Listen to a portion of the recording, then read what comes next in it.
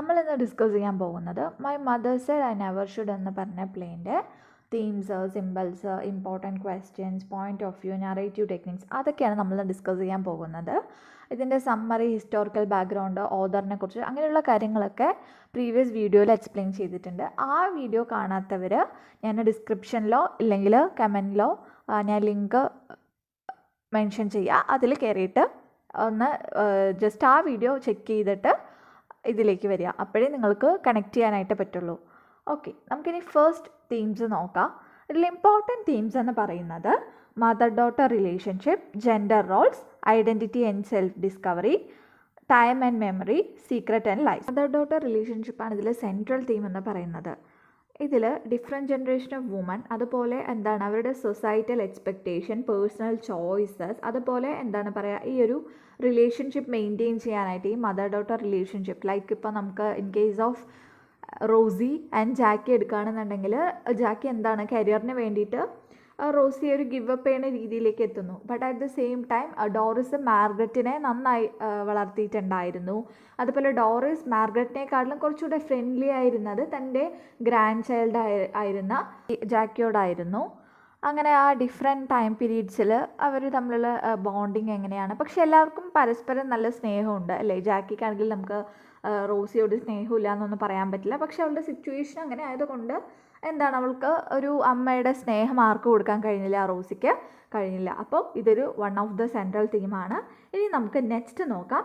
Next same ഇതേപോലെ gender roles and expectations, അതായത് societal എക്സ്പെക്റ്റേഷനും ഒരു വുമൻ്റെ ഇൻട്രസ്റ്റ് അല്ലെങ്കിൽ ഒരു വുമൻ്റെ ഇൻഡിപെൻഡൻറ്റ് ആയിട്ടുള്ള ആ ലൈഫ് എന്ന് പറയുന്നത് രണ്ടും ഡിഫറെൻ്റ് ആണ് അല്ലേ. പക്ഷേ ഈ സൊസൈറ്റൽ എക്സ്പെക്റ്റേഷൻ കാരണം നമുക്ക് നമ്മളുടെ സെൽഫ് ഫുൾഫിൽമെൻറ്റ്, അതുപോലെ എന്താ പറയുക നമുക്ക് നമ്മളുടെ കരിയർ, അതൊന്നും ഈ പ്ലേയിലാണെങ്കിൽ എന്താണ് കരിയർ ഗിവ് അപ്പ് ചെയ്യേണ്ടി വരിക. ഇതൊക്കെ എന്താണ് എന്തുകൊണ്ട്?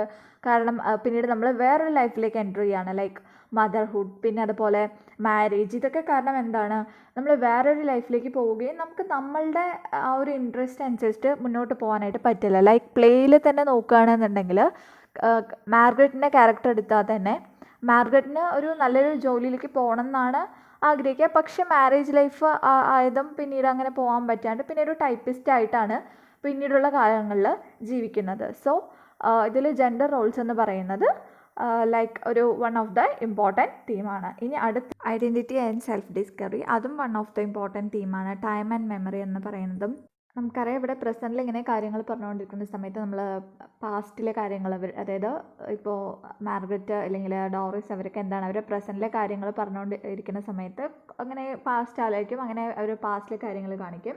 കറക്റ്റ് എന്താ പറയുക ഒരു ഓർഡറിലല്ല ടൈം പീരീഡ് പോകുന്നത് അല്ലേ. കുറച്ച് പ്രസൻറ്റ്, കുറച്ച് പാസ്റ്റ്, നമ്മൾ ഓൾറെഡി പറഞ്ഞിട്ടുണ്ടായിരുന്നു ഇങ്ങനെ ഫ്ലാഷ് ബാക്ക് അങ്ങനെയൊക്കെ ആയിട്ടാണ് ഇതിൽ എന്താ പറയുക ടൈം പീരീഡ് കാണിക്കുന്നത്. പിന്നെ അതുപോലെ തന്നെ അവർ സംടൈംസ് മെമ്മറീസിനെ കുറിച്ച് ഇങ്ങനെ തിങ്ക് ചെയ്യാറുണ്ട്. ലൈക്ക് ഇപ്പോൾ ഇതിൽ ജാക്കിയുടെ ലവ് സ്റ്റോറി വരുന്ന സമയത്ത് മാർഗരറ്റ് അവളുടെ ലവ് സ്റ്റോറിയെക്കുറിച്ച് തിങ്ക് ചെയ്യണം. അങ്ങനെ ടൈം ആൻഡ് മെമ്മറിയും ഇതിലൊരു ഇമ്പോർട്ടൻ്റ് ആയ തീമാണ്.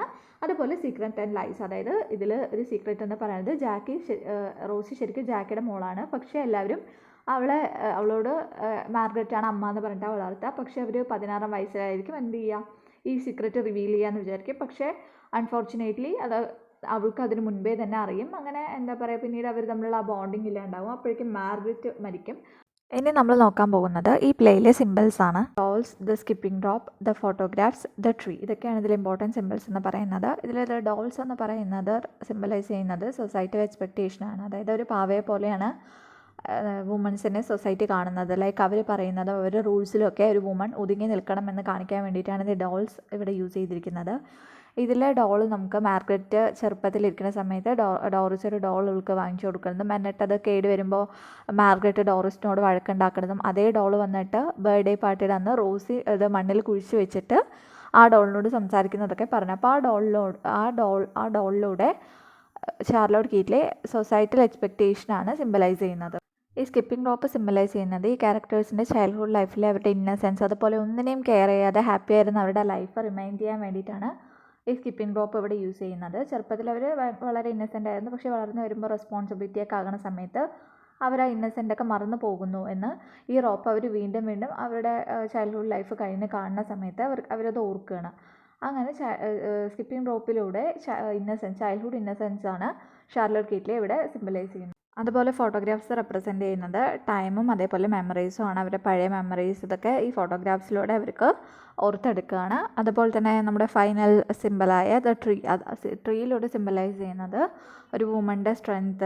അതുപോലെ തന്നെ ട്രീസ് എന്ന് പറയുന്ന സമയത്ത് എത്ര ചലഞ്ചിങ് വെതർ ആണെങ്കിലും, അതിപ്പോൾ നല്ല തണുപ്പായാലും നല്ല മഴയായാലും, അത് എങ്ങനെയാണെങ്കിലും എന്ത് ചെയ്യും, അത് ഡെസ്പൈറ്റ് ദാറ്റ് അത് വളരും അല്ലേ. എന്തിനെ എതിർത്തും അത് അത്രയും ശക്തിയോടെ തന്നെ വളരും. എല്ലാം അത് അതിജീവിക്കുന്ന ഒന്നാണ്. അതുപോലെ തന്നെയാണ് ഈ പ്ലേയിലെ ഓരോ വുമണും എന്നാണ് ഇതിൽ നമ്മുടെ ഷാർലോട്ട് കീറ്റ്ലെ ഇങ്ങനെ ട്രീസിലൂടെ സിംബലൈസ് ചെയ്യുന്നത്. അതുപോലെ തന്നെ നല്ലൊരു ബോണ്ടിങ്, ട്രീസ് എന്ന് പറയുമ്പോൾ തന്നെ നല്ലൊരു ഇൻ്റർ കണക്റ്റഡ്നെസ്, ബോണ്ടിങ്, അങ്ങനെ പലതരം സിമ്പിൾസ് ഈ ട്രീസിലൂടെ ആര് മുന്നോട്ട് വയ്ക്കുകയാണ്, ഷാർലോട്ട് കീറ്റ്ലെ മുന്നോട്ട് വയ്ക്കുകയാണ്. ഇനി നമ്മൾ ഡിസ്കസ് ചെയ്യാൻ പോകുന്നത് നറേറ്റീവ് ടെക്നിക്സിനെ കുറിച്ചാണ്. ഇതിൽ ഫസ്റ്റ് നറേറ്റീവ് ടെക്നിക് എന്ന് പറയുന്നത് നോൺ ലീനിയർ സ്ട്രക്ചറാണ്. അതായത് കറക്റ്റായിട്ട് ഓൾറെഡി പറഞ്ഞ പോലെ ഒരു ഓർഡറിലൊന്നുമല്ല പോകുന്നത്. കുറച്ച് പാസ്റ്റ്, കുറച്ച് പ്രസൻറ്റ്, അങ്ങനെയുള്ള കാര്യങ്ങളൊക്കെയാണ് കാണിക്കുന്നത്.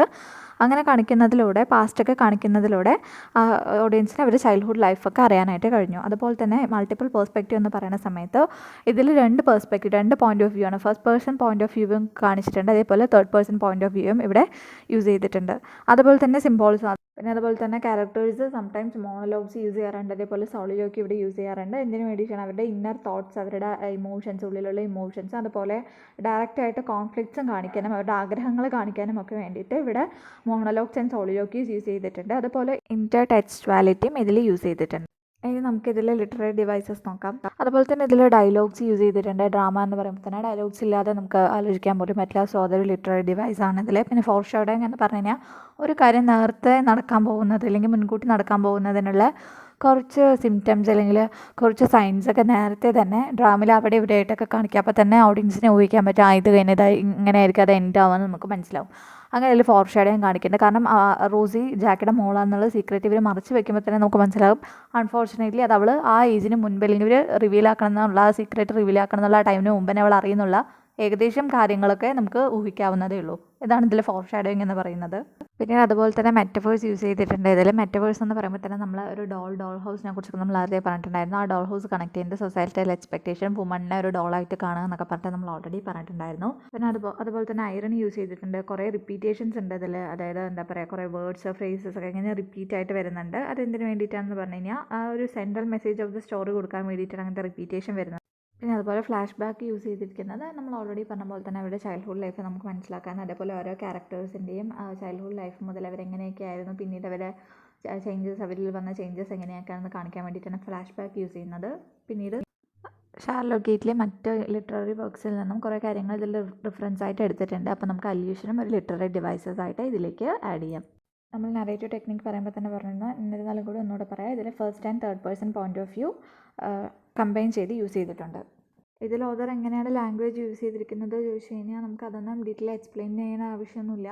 ജസ്റ്റ് എന്നാലും നമുക്കത് എഴുതിയാൽ എക്സ്ട്രാ മാർക്ക് കിട്ടാനുള്ള ചാൻസ് ഉണ്ട്. അപ്പോൾ ഡീറ്റെയിലി എല്ലാം എക്സ്പ്ലെയിൻ ചെയ്തില്ലെങ്കിലും അത് എന്തൊക്കെയാണെന്ന് പറഞ്ഞു വയ്ക്കുക. അതിൽ നാച്ചുറലായിട്ടുള്ള ഡയലോഗ് ചെയ്തിട്ടുണ്ട്. പിന്നെ ആ ഒരു റീജിയണ് ഡയലക്ട്സുകൾ, അത് ലാംഗ്വേജായി യൂസ് ചെയ്തിട്ടുണ്ട്. അതുപോലെ എമോഷണൽ ലാംഗ്വേജ്, സിംബോളിക് ലാംഗ്വേജ്, അത്രയും ഇൻറ്റിമേറ്റായ അടുപ്പമുള്ള അത്രയും ലാംഗ്വേജ്. പിന്നെ അതുപോലെ തന്നെ കോൺവെർസേഷണൽ ടോൺ, ഡ്രാമ ആയതുകൊണ്ട് കോൺവെർസേഷണൽ ടോൺ തീർച്ചയായിട്ടും ഉണ്ടാവും. പിന്നെ അതുപോലെ പോയറ്റിക് ലാംഗ്വേജ് എല്ലാം ഇതിൽ യൂസ് ചെയ്തിട്ടുണ്ട്.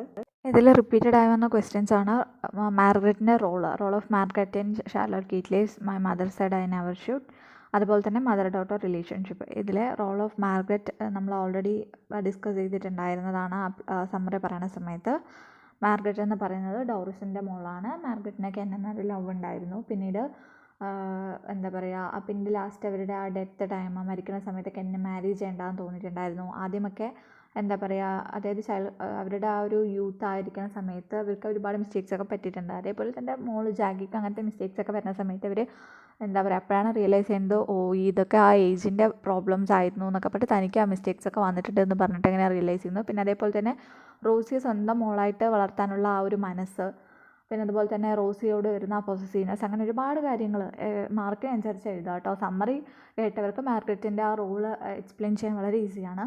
അതുപോലെ തന്നെ എത്രയും മാർക്കെന്ന് പറഞ്ഞാൽ ആ മാർക്കിനനുസരിച്ച് എഴുതുക. അതുപോലെ തന്നെ മദർ ഡോട്ടർ റിലേഷൻഷിപ്പ് എന്ന് പറയുന്ന സമയത്ത് ഈ പ്ലേൻ്റെ ഒരു main central theme mother daughter റിലേഷൻഷിപ്പാണ്. 4 ക്യാരക്ടറും അവരുടെ ഡിഫറെൻറ്റ് ജനറേഷനും അവർക്ക് അവരുടെ മക്കളോടുള്ള സ്നേഹവും അവർക്ക് അവരുടെ ഗ്രാൻഡ് ഡോട്ടറോടുള്ള സ്നേഹവും അങ്ങനെയുള്ള കാര്യങ്ങളും അതുപോലെ അവരുടെ ഐഡൻറ്റിറ്റി അങ്ങനെയുള്ള കാര്യങ്ങളൊക്കെ നമ്മൾ സമ്മറി പറയുമ്പോൾ തന്നെ ഡിസ്കസ് ചെയ്തിട്ടുണ്ടായിരുന്നു. സോ ചോദിക്കുന്ന മാർക്കിനനുസരിച്ചിട്ട് ആൻസർ ചെയ്യാനായിട്ട് നോക്കുക. അതുപോലെ നെറ്റ് സെറ്റിന് വേണ്ടിയിട്ട് പ്രിപ്പയർ ചെയ്യുന്നവർ ഇതിൽ ഒരുപാട് ഇയേഴ്സ് വരുന്നുണ്ട് അല്ലേ. അപ്പോൾ 1979 പറഞ്ഞാൽ പിന്നെ പോകുന്നത് ചിലപ്പോൾ 1951 ആയിരിക്കും. ആ സമയത്ത് ഡോഗ്സിന് ടീച്ചായിരിക്കും. അപ്പോൾ നിങ്ങൾ അതൊക്കെ നന്നായിട്ട് നോട്ട് ചെയ്യുക. ഒരു സമയം നെറ്റിന് അങ്ങനെ ഒരു ക്വസ്റ്റ്യനൊക്കെ ചോദിച്ചിട്ടുണ്ടായിരുന്നു.